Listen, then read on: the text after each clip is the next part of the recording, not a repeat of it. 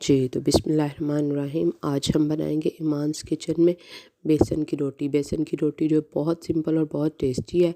देखिए कितनी सॉफ्ट और बच्चे खुश होकर खाते हैं। इसमें 1 कप बेसन और टेस्ट के मुताबिक आपने नमक और मिर्च और साथ में ये ज़ीरा साबित ज़ीरा वो शामिल करेंगे।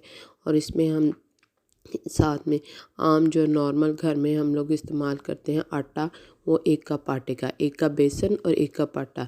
ये इससे हमारी 3 नॉर्मल साइज़ की जो रोटियां वो बन जाएंगी। और इस सब्ज़ धनिया और साथ में ही हम पानी शामिल करके इसको अच्छा सा इसका पेस्ट सा बना लेंगे।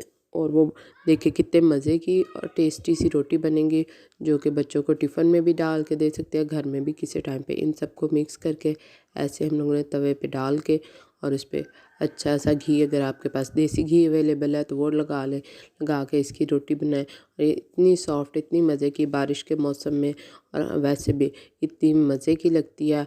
अगर आप इसमें चाहें तो प्याज भी बारीक काट के शामिल कर सकते हैं। जी, तो अगर मेरी वीडियो पसंद आए तो लाइक और सब्सक्राइब ज़रूर करें।